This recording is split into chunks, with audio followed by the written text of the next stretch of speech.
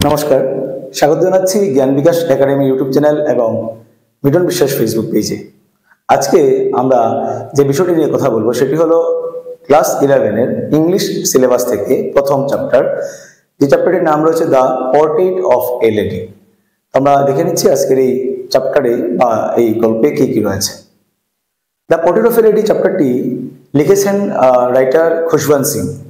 Writer Khushwant Singh ওনার জীবনের উনি বাল্যকালে উনি এবং ওনার ঠাকুমা যে সময়গুলি কাটিয়েছেন এবং ঠাকুমার সঙ্গে কাটানো বিভিন্ন মুহূর্ত এবং আস্তে আস্তে ওনার বেড়ে ওঠা এবং এইভাবে চলতে থাকা সেই সময়টি এবং শেষ পর্যন্ত ঠাকুমার মৃত্যুতে এই গল্প শেষ হয়ে যায়।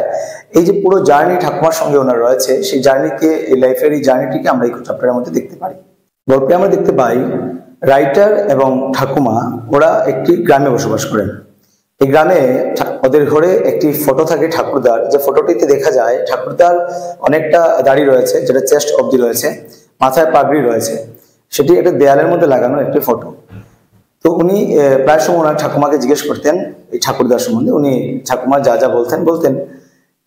এখানে ঠাকুমা যে ছোটবেলা থেকে খুশবন্ত সিং ঠাকুমাকে দেখছেন, ঠাকুমাকে দেখতে কিভাবে ছিলেন উনি, ওনার পুরো চুল পুরো সাদা ছিল, মুখের মধ্যে বয়সের সঙ্গে যেটা হয় আর কি রিঙ্কেলস হয়ে গেছে, চামড়া খোঁচ হয়ে গেছে। এবং ওই মহিলা সবসময় কিন্তু পশুদের প্রতি ভালোবাসা, পাখিদের প্রতি ভালোবাসা এবং সবসময় একজন রিলিজিয়াস লেডি, একজন ধার্মিক মহিলা, যেটা আমরা গল্পের আস্তে আস্তে গল্পের মধ্যে আমরা দেখতে পাবো। ঠাকুমা এবং রাইটার যখন গ্রামে থাকতেন, ঠাকুমা কি করতেন, রাত্রিবেলা ওর জন্য যে খাবার, রাইটারের জন্য যে খাবার দাবার তৈরি করা হয়ে থাকতো, সেটা খাওয়া দাওয়ার পর যে চাপাতিগুলো থাকতো আর কি, আগের দিনের চাপাতি, পরের দিন সকালবেলা ঘুম থেকে উঠে রাইটারকে তৈরি করে পুরো স্কুলের জন্য সাজগোজ তৈরি করে স্কুলের জন্য রওনা হতেন। ঠাকুমার সঙ্গে ওকে নিয়ে যেতেন স্কুল পর্যন্ত। এবং উনি কেন রাইটারের সঙ্গে স্কুলে যেতেন, কারণ স্কুলের সামনে একটি মন্দির ছিল। রাইটার চলে যেতেন স্কুলে এবং উনি বসে বসে মন্দিরে চ্যান্টিং করতেন। ওনার রোজারি ব্যান্ড ছিল, জপের মালা ছিল, সেই জপের মালা দিয়ে উনি ভগবানের নাম নিতেন। আফটার স্কুল ছুটি হওয়ার পর উনি রাইটারকে সঙ্গে নিয়ে এই চাপাতিগুলো রাস্তার কিনারে থাকা কুকুর থাকতো, কুকুর, রাস্তার স্ট্রিট ডগস, এদের মধ্যে উনি বিলিয়ে দিতেন। এখান থেকে কিন্তু ঠাকুমার পশুদের প্রতি ভালোবাসা একটি সুন্দর নিদর্শন উঠে আসে। এভাবে চলতে থাকে ঠাকুমার সঙ্গে রাইটারের খুব ভালো সম্পর্ক। যেভাবে আমরা আমাদের ঠাকুমার সঙ্গে সম্পর্ক থাকবে, ঠিক সেভাবে সম্পর্ক থাকে রাইটারের সঙ্গে রাইটারের ঠাকুমার। খুব সুন্দর করে রাইটার এখানে পড়াশোনা করেন। গ্রামের স্কুলগুলোতে পড়াশোনার সঙ্গে সঙ্গে ধর্মীয় বিভিন্ন বিষয়গুলো নিয়ে পড়াশোনা করানো হয়, বিভিন্ন ধরনের প্রার্থনা হয়, সেটা ঠাকুমার খুব ভালো লাগতো। এভাবে চলতে থাকে অনেকদিন। হঠাৎ একদিন কি হলো, রাইটারের মা এবং বাবা যারা শহরে থাকতেন, ওনারা রাইটারকে একটি চিঠি লিখলেন যে এখন তোমাদের শহরে আসতে হবে। রাইটার তথাপি সেই কথা অনুযায়ী রাইটার এবং রাইটারের ঠাকুমা দুজনেই গ্রাম ছেড়ে চলে যান ওনার রাইটারের মা বাবার কাছে শহরে। সেখানে গিয়ে শহরের যে পরিবেশ গ্রামের পরিবেশ থেকে খানিকটাই আলাদা থাকে। সেখানে ঠাকুমা গ্রামে ছিলেন একটি খোলামেলা পরিবেশের মধ্যে, নিজের ইচ্ছা মতো করতে পারতেন অনেক কাজই, কিন্তু যখন উনি চলে গেলেন শহরে, সেখানে গিয়ে কিন্তু ওনার ফ্রিডম যেটা ছিল সেইভাবে আর রইল না। উনি রাইটারের সঙ্গে একই রুমে থাকতেন শহরে যাওয়ার পরেও। সেখানে কিন্তু রাইটার আর গ্রামের স্কুল নাই, নতুন ইংলিশ মিডিয়াম স্কুলে রাইটারকে ভর্তি করে দেওয়া হলো। এবং রাইটারকে স্কুলে নেওয়া আনার জন্য এখন ঠাকুমার যেতে হয় না। সেখানে একটি স্কুল ভ্যান ছিল, স্কুল ভ্যানের দিয়েই রাইটার স্কুলে যেতেন এবং আসতেন। এখন আর গ্রামে যখন ছিলেন রাইটার, ঠাকুমা অনেক সময় পড়িয়ে দিতেন ওনাকে, কিন্তু এখন আর রাইটারকে পড়িয়ে দেওয়ার সুযোগ ঠাকুমার থাকে না। কারণ এখন যে স্কুলে রাইটার ভর্তি হয়েছে, এখানে কিন্তু অন্যরকম পড়াশোনা চলছে, সায়েন্স, মিউজিক, ইংলিশ ইত্যাদি সাবজেক্ট পড়াশোনা চলছে। ঠাকুমা প্রায় সময় ওনাকে জিজ্ঞেস করেন স্কুলে কি হচ্ছে না হচ্ছে, কিন্তু রাইটার কখনো কখনো বলেন যে আমাদের স্কুলে আমরা সায়েন্স, ইংলিশ এবং মিউজিক পড়েছি। যখনই তিনি বলেন যে আমরা মিউজিক পড়েছি, তো তখন ঠাকুমার জন্য খুব একটা ভালো লাগে না বিষয়টা। উনি বলেন যে মিউজিক তো ভালো মানুষের জন্য নয়, কোয়েশনেবল লোক যারা রয়েছে ওনাদের এই বিজনেস মিউজিকের, ওনার কিন্তু মিউজিক স্কুলে পড়ানো হবে সেটা কিন্তু ওনার ভালো লাগতো না।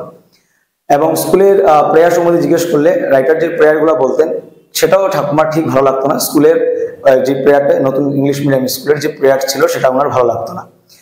এখানেও ঠাকুমা এখন আর আগের মতো দিন কাটাতে পারেন না, কিন্তু এখানে এসে উনি কি করেন, বিকালবেলা বারান্দায় বসে উনি কি করেন, স্পেরোস গুলো, অনেকগুলো স্পেরোস আশেপাশে ছিল, ওদেরকে জন্য ফিডিং করতেন, কিছু খাবার দাবার ওদেরকে দিয়ে দিতেন। পাখিগুলো চুপচাপ ঠাকুমার আশেপাশে এসে বসতো ডেলি আফটারনুনে।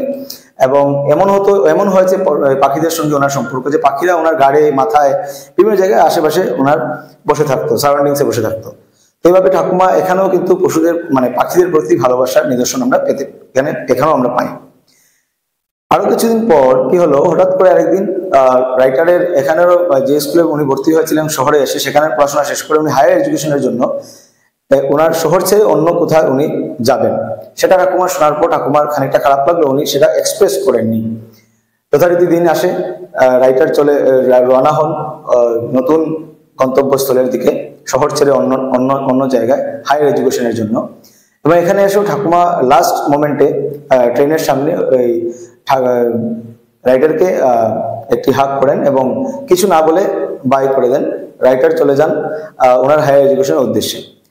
এভাবে চলতে থাকে। রাইটারের যে ঠাকুমা উনি ওদের মা বাবার সঙ্গেই থাকেন শহরে। এভাবে অনেকদিন চলে যায়। আফটার 5 ইয়ার্স রাইটার ওনার হায়ার এডুকেশন শেষ করে হঠাৎ একদিন বাড়িতে চলে আসছেন। এবং রাইটার হয়তো ভাবছেন যে ঠাকুমার কি হবে এখন, শারীরিক পরিস্থিতি কিভাবে থাকবেন উনি। কিন্তু এসে দেখেন ঠাকুমা যখন শুনতে পেলেন যে রাইটার আসছেন, উনি ওনার আশেপাশের অনেক মহিলা যারা ছিলেন সবাইকে বললেন যে ওনার নাতি আসতেন, সবাই আসার জন্য ঘরে। এবং যথারীতিভাবে ঠাকুমা চলে যান রেলওয়ে স্টেশনে, সেখান থেকে রাইটারকে রিসিভ করে আনা হয় এবং উনিও আসেন ঘরে। আসার পর ইনি এতটাই খুশি হয়েছিলেন যে উনি কি করেছিলেন, ড্রাম এবং বিভিন্ন ঘরোয়া জিনিস, বাদ্যযন্ত্র নিয়ে গান বাজনা করতে থাকেন, অন্যান্য বিভিন্ন যে মহিলাদের বলেছিলেন আসার জন্য সবাইকে নিয়ে। এবং এভাবেই তিনি সেই খুশিকে উদযাপন করেন রাইটার ঘরে আসা।